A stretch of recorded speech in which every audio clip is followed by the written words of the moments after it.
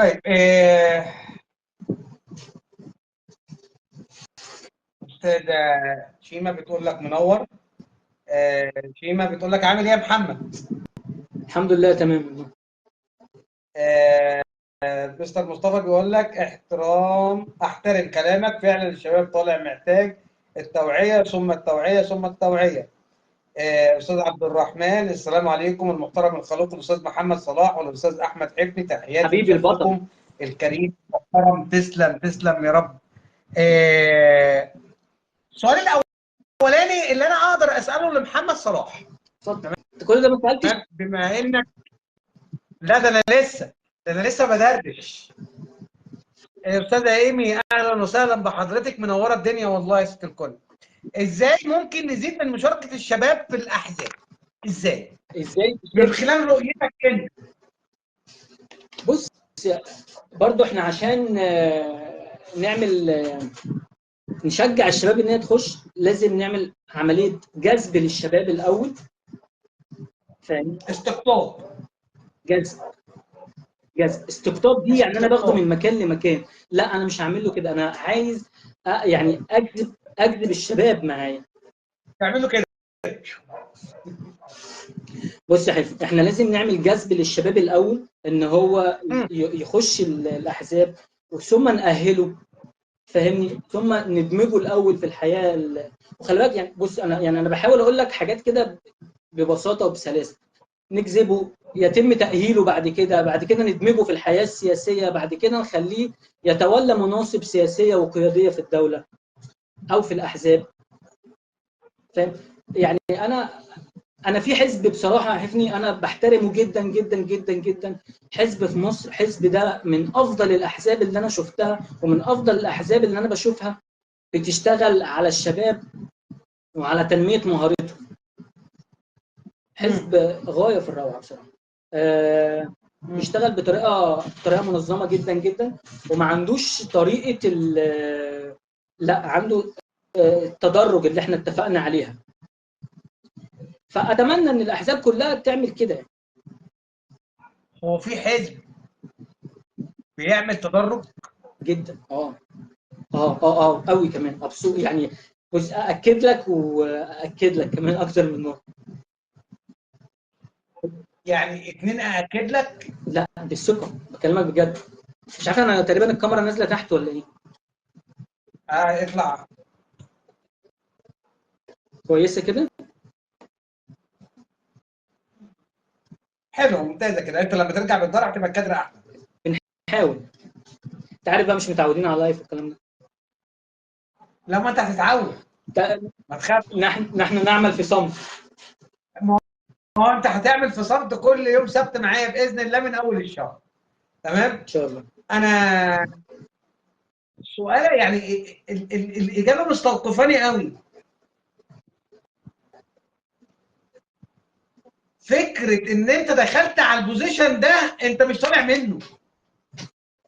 ان انا دخلت على البوزيشن ده انا مش طالع منه، ده حزب فاشل. قولا واحدا، ده حزب فاشل. هيسمح لك اللي انت ايوه، تطلع منه. عشان ده حزب فاشل. بص اقول لك على حاجه. خلينا يعني، احنا اتفقنا ان الحزب لازم ينافس على المناصب والكراسي، صح؟ وان الحزب لازم يكون ليه تمويل، يعني في ناس بتخش تموله، صح؟ يعني بمنتهى الصراحه والشفافيه، الناس اللي بتخش تمول دي بتاخد بوزيشن معين، وانت اكتر واحد عارف الموضوع ده، بتاخد بوزيشن معين وبيتقال عليهم ان هم ايه. اوكي. تمام. طيب خلينا بقى في الشباب اللي هتشتغل، اللي هتنور الحزب وهتأسس الحزب. دول بيبقوا تحت، مش بيوصلوا للمنصب ده، صح؟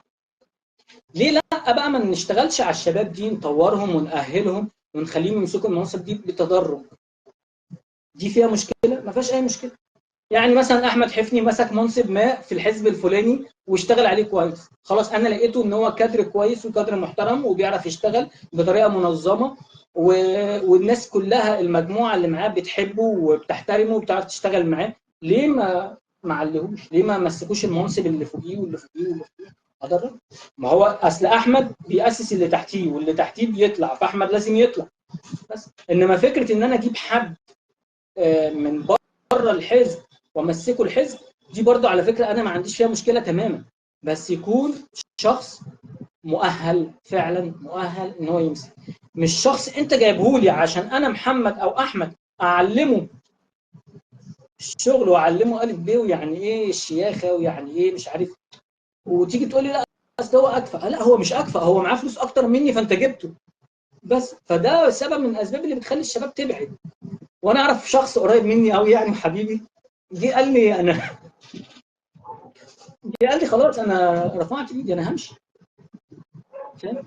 فلا باشا ايه، باشا. هو ما كانش بس يعني هو ما كانش سامع كلامي، بس الحمد لله يعني ربنا هداه ومشى. طيب استاذ محمد بيقول لك منورين الدنيا. استاذ احمد الجندي: لابد من استغلال طاقه الشباب للعمل الاجتماعي والسياسي. السؤال ده جميل جدا جدا جدا جدا. هل طاقه الشباب مستخدمه؟ يعني البطاريات دي، الباور ده، الدنيا دي مستخدمه ولا في الهادر؟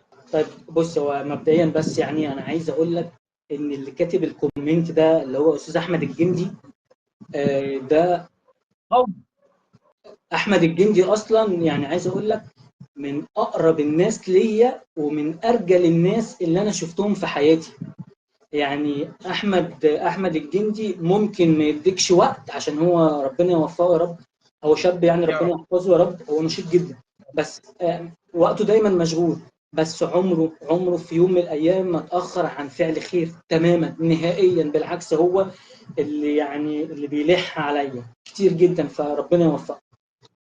فاحمد سأل سؤال كويس جدا، والله يحفني برضو، احنا ازاي نستخدم طاقة الشباب؟ لا الشباب طبعا، الشباب معروف بالطاقة، هو معروف بالطاقة المتجددة كمان، ده مش كلام انشا، لا الشباب دايما كده، بس انت في ايدك كحزب او كنظام او كمجتمع ان انت تطفي الكادر ده او تطفي الشباب دي، او تشجعه ان هو يكمل ويطور ويدرس، فاهم قصدي؟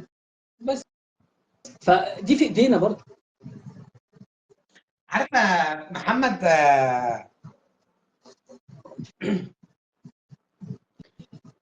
انا قصدت اعمل برنامج رؤيتي بجد، لان انت لما بتقعد مع حد بقيمه وقامه محمد صلاح او الضيوف الاجلاء اللي بيبقوا معايا، بجد بجد، عارف انت اللي هو ايه، يا اخيرا لقيت حد هيستوعب ان انت فكره تناقش.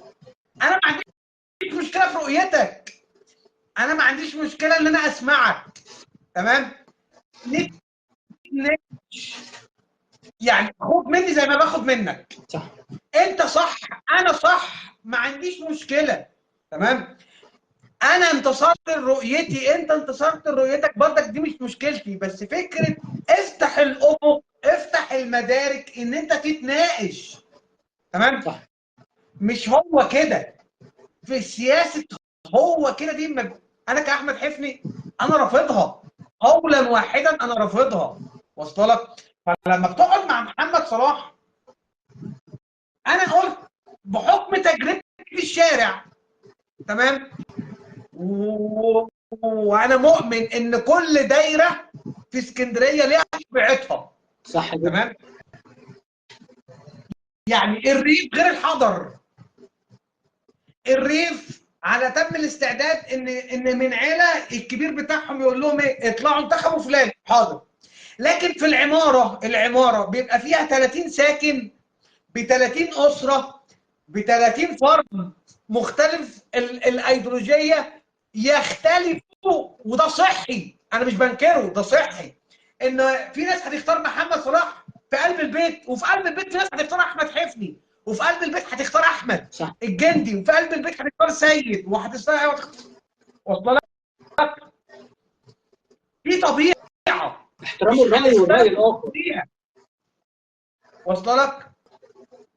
وفي واحد يقول لك انا ممتنع، انا حر، مش انت بتتكلموا دكتور اللي هو الديمقراطيه، انا بعمل تصويت عقابي، براحتك، تمام؟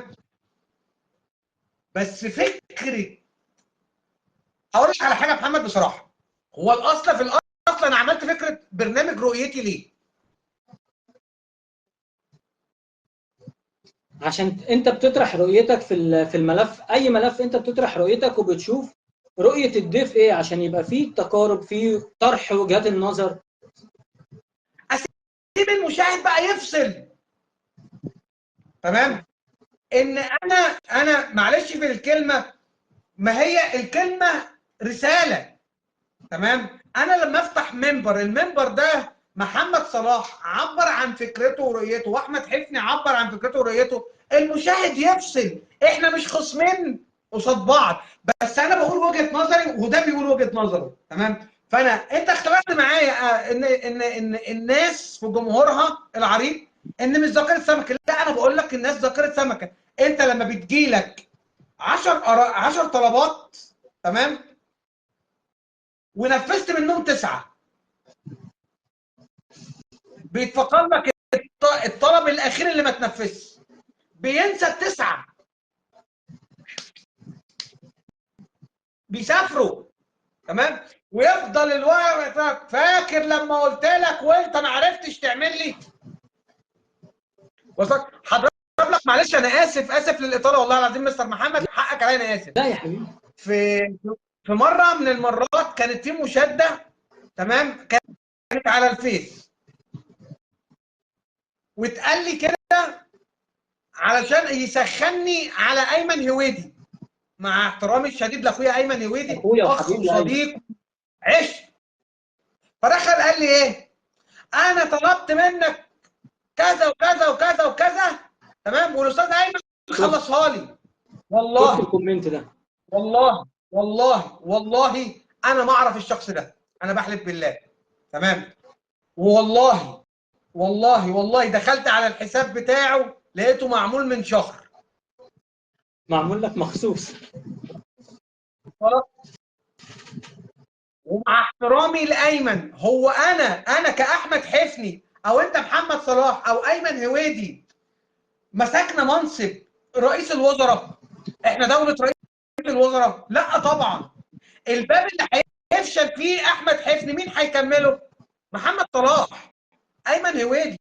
والباب اللي هيفشل فيه ايمن هويدي هيكمله محمد صلاح او احمد حفني. تمام؟ والباب اللي هيفشل فيه محمد صلاح احمد حفني هيكمله ايمن هويدي. هي كده، هي مش من باب واحد. انت اتكلمت، عايز اقول لك على حاجه يا حفني. ايام اختلافك انت وايمن، انا كلمتك وكلمت ايمن، صح؟ حصل.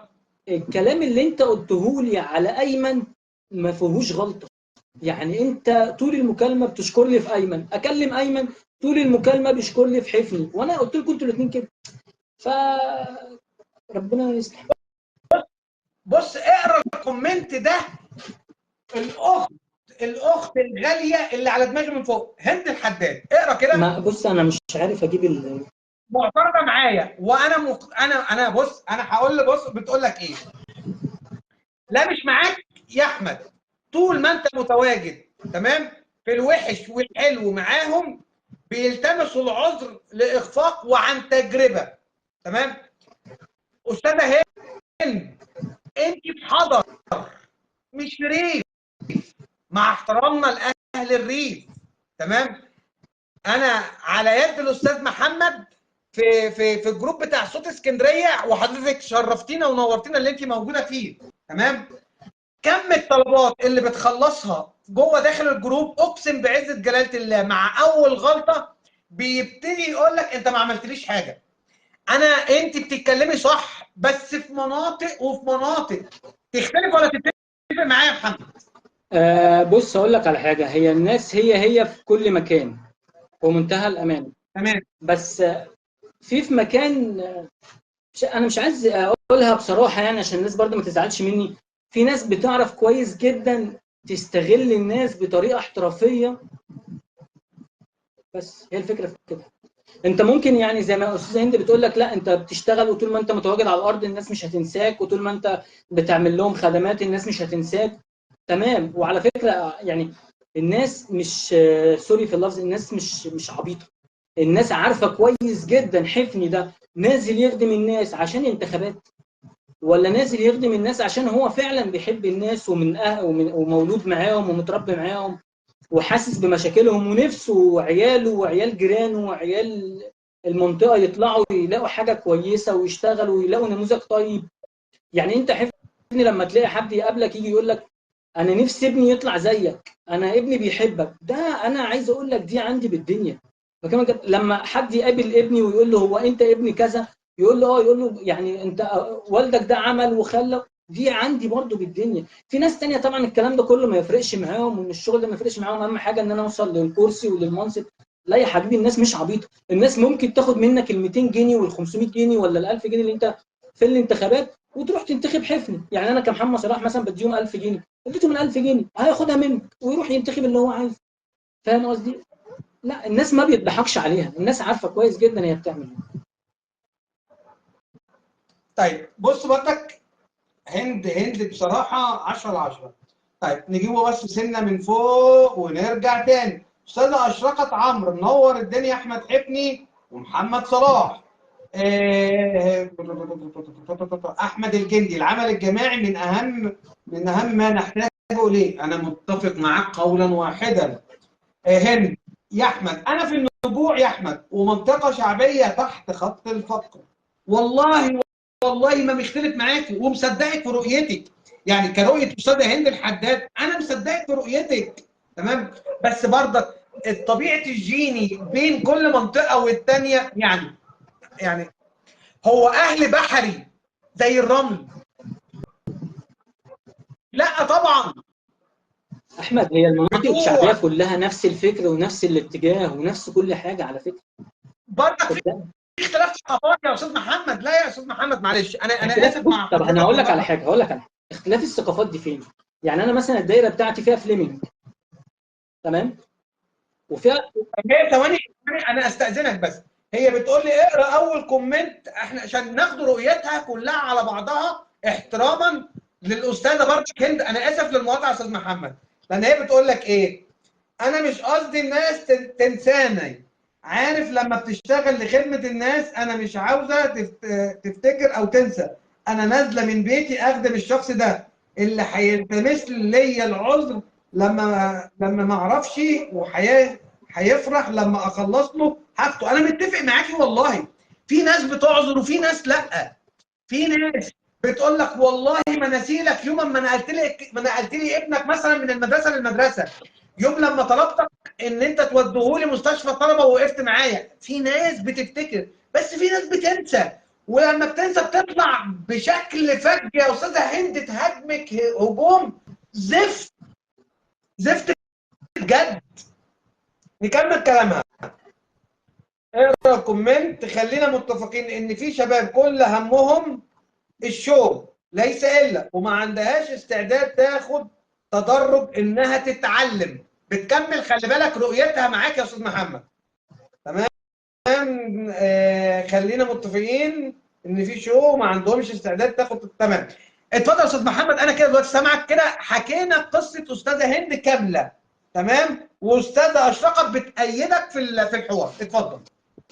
بص يا حفني، يعني طبعا انا مع استاذه هند، والمناطق الشعبيه كلها واحده ونفس الفكر ونفس كل حاجه. بس انا ممكن تبقى دايرتي فيها منطقه يعني زي مثلا فليمنج، تمام. فانا لما اجي احتياجات فليمنج حاجه، واحتياجات مثلا حجر النواتيه او كوبري الناموس او جينوتي حاجه تانية. كل منطقه بيبقى ليها احتياج معين، تمام. خليك معايا بس. فلما اجي انا اتكلم مع اهل دايره، يعني اهل حجر النواتيه وكوبري الناموس، بتكلم معاهم في مشاكلهم اللي انا طبعا ببقى لامسها وحاسسها، لان انا طالع من نفس المناطق الشعبيه دي ولسه موجود فيها على فكره يعني. فبناقش معاهم المشاكل دي وبتكلم معاهم برضو. لما باجي اروح مثلا لفليمنج او اي مكان تاني برضو بتناقش معاه وبتكلم معاه في مشاكله. لما ده يجي يقول لي ايه برنامجك الانتخابي او انت بتتكلم في ايه، ببدا اكلمه بالطريقه اللي هو هيفهمني بيها. وبرضو لما باجي انزل في اي مكان تاني او اي منطقه تانيه بتكلم معاه بالطريقه المناسبه اللي هو هيقدر يفهمني بيها بس. فلا، المناطق الشعبيه كلها واحد. دي وجهة نظري.